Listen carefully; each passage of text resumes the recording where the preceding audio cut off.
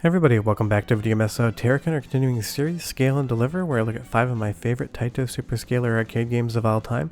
And today we have the last episode in this mini-series, and that's because we're going to be talking about Riding Fight. Now interestingly, this runs on the Taito F3 arcade board, where all the other games so far we've talked about have run on the Taito Z or a variation thereof. And the other fun part is that this is not a racing game, it's not a spaceship shooting game, it is a beat 'em up. But it does take place on a hoverboard, which is a new mechanic for sure. Before I get too far involved though, do me a huge favor, go down below, hit like, subscribe, that notification bell definitely helps us out. And if you feel so inclined and want to support the channel, we got a Patreon link down below as well. But this is an awesome game, even if it's a weird game. They made a Superscalar game that's a beat 'em up that's also kind of like a 3D navigation game at the same time. It has so much going on at once, but everything that's going on does work. You'll see here that sometimes you just need to avoid enemies because they seem to be jumping to their death, but for the most part you're on this hoverboard and you're going to have to beat people up as you go. And it is interesting that you can scroll in and out of the screen as well, so you do get a full range of motion in a pseudo 3D environment, but honestly the best thing to do is to hang back and wait for those enemies to attack you. You're going to have an easier time of it. But as we come up on the first boss here, Reckless Crusher, the game does stop sometimes and turn into an actual beat 'em up, except it is in that 3D screen space, because as he comes down you're no longer on the hoverboard and you're able to move around in real time in 3D and attack from whatever angle you want. Now there is one slight downside to this system, and that is that hitting your opponent can sometimes be slightly difficult because you have so many different places you can be. The hitboxes can get a little bit confusing. It takes like 2 or 3 minutes to understand what the game wants out of you, and then from there it becomes very easy to play. But when you first start playing it for maybe 60 seconds or so, you're going to have a little bit of an issue trying to identify where you need to stand to hit those opponents. But honestly, that's a problem in a lot of beat 'em up, so it's not surprising Taito struggled a little bit here as well. But you do get all of these hilarious cutscenes in between different areas, and they just make no sense contextually. It's basically like Hawk and Animal, the Legion of Doom shoulder pad dudes who ride around on hoverboards and save the world, and they're so nonchalant about it, like it really isn't a big issue that they have to do something. At one point in time, they basically say they're going to go solve Middle Eastern peace. Now don't forget, don't bring a scimitar to a hoverboard fight. That is rule number 1. But I just love everything going on in this game. These dudes come out in their full fatigues, holding swords, and they're attacking you coming out of basically what looks like a hover plane. It doesn't make any sense. I'm not sure how far in the future this is, but it seems like a really interesting future. You will see at certain point in times you also do get branching paths, and you can choose if you want to go left or right, and the game will start scrolling horizontally versus vertically in some instances. And I love these rockets coming at you here. They move in and out of the screen space in that pseudo 3D, and you do need to learn how to navigate to make sure you don't get hit by them. But then suddenly you'll just turn and more dudes with scimitars are going to come and try to fight you. And you will see that we have a power meter as well. Every time you hit an opponent, it starts going up. It has 4 different stages, the first, second, and third stage, and then a fully maxed out bar. You want to try to save these up for boss encounters because it's going to make them a lot easier, because the bosses have a huge health bar and it is going to take a lot of hits to get them to end up dead. So definitely as a strategy, if you're thinking about playing this game, make sure you charge that bar up during your normal level and save it for the bosses, because that's what's going to make this game easier and maybe get you to that 1cc status. But as all this fun beat 'em up action is going on, you also get this incredible 2D sprite scaling, and as Colonel Abdullah comes in here, his tank gets bigger and bigger until it finally gets into the foreground, and that sprite is absolutely massive. This might be the best looking Taito F3 game I have ever played. Now unfortunately some of the bosses can be a little bit boring, like Colonel Abdullah here just jumps back and forth and does this awesome triple flip. Not easy to do in real life, apparently really easy to do for him in this game. But sometimes the levels are just more fun than the boss encounters. The boss encounters range from fine to really good, but there's definitely going to be some lulls in the action. You want to just beat that boss and get to the next level. But of course this game plays incredibly well, the scaling is incredible and the graphics are amazing, but the soundtrack, because it's Taito, it's gold. Go ahead and listen, I'll be right back.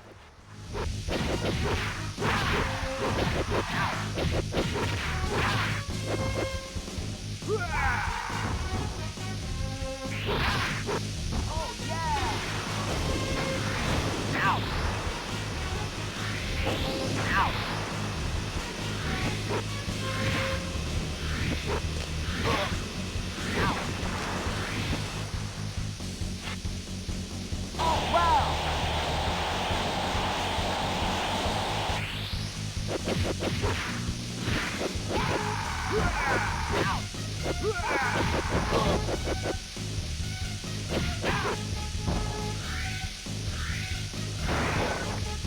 Just more awesome Taito soundtrack fun, but you'll see here Shizuki here is a good boss, and that's the thing that I said earlier with Colonel Abdullah. Some bosses don't really give you much at all to do, and some bosses give you a ton, but you will see that I use that fully charged special there, and that's going to take a big chunk of the life bar out, and trust me, you want to save these for the bosses, but she's going to move around on her own hoverboard, and we do get a boss fight while everything is scaling in real time. Some of the boss fights take place as the scaling stops, and other ones are going to take place while you're actually moving through the world. But as Mount Fuji's in the background there and all of these cherry blossom trees go by, it just works. But again, the cutscenes are just so funny, but I absolutely love them. It is tongue-in-cheek, and it's kind of that early 90s humor that doesn't really hit as much anymore, but it had its time and it had its place.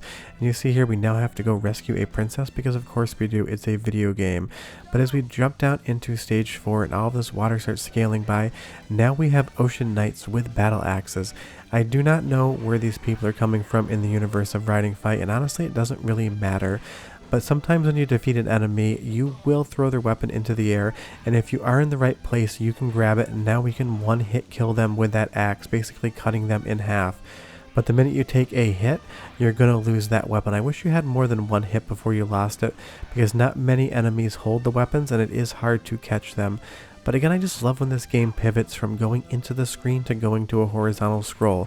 It just has a sense of speed and motion, something like a racing game would have, but it is a beat 'em up, and it's so much fun that we get another genre within super scaling, because most of the time games that scaled from start to finish were racing games or kind of spaceship shooting games.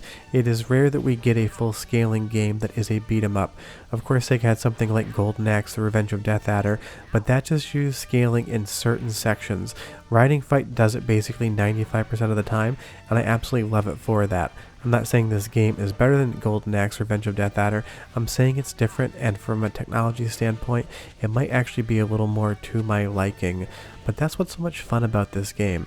Not only is it pure 2D spectacle from an arcade hardware perspective, it's also just a really fun game. And we had this dude here, clearly from Canada, because he's on ice skates and he wants to fight us.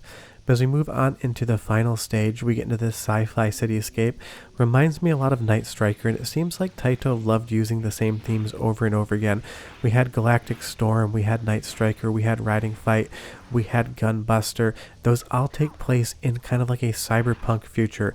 It was only Super Chase that takes place in the real world time when the game was made, and it is fun because Taito just loved dealing in this genre, and it has been so much fun talking about all 5 of these games.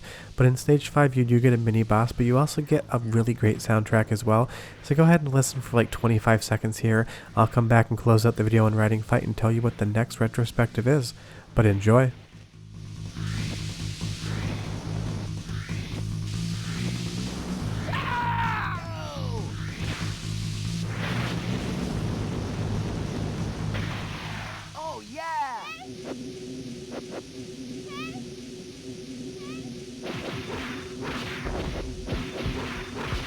And hey, look, another giant brain, because Taito developers and artists love using brains in their games. But I like that bit of soundtrack because it's basically just a thumping bass line that gives you a little bit of rhythm, but doesn't do too much, and I like that the musicians at Taito could be subdued when they wanted.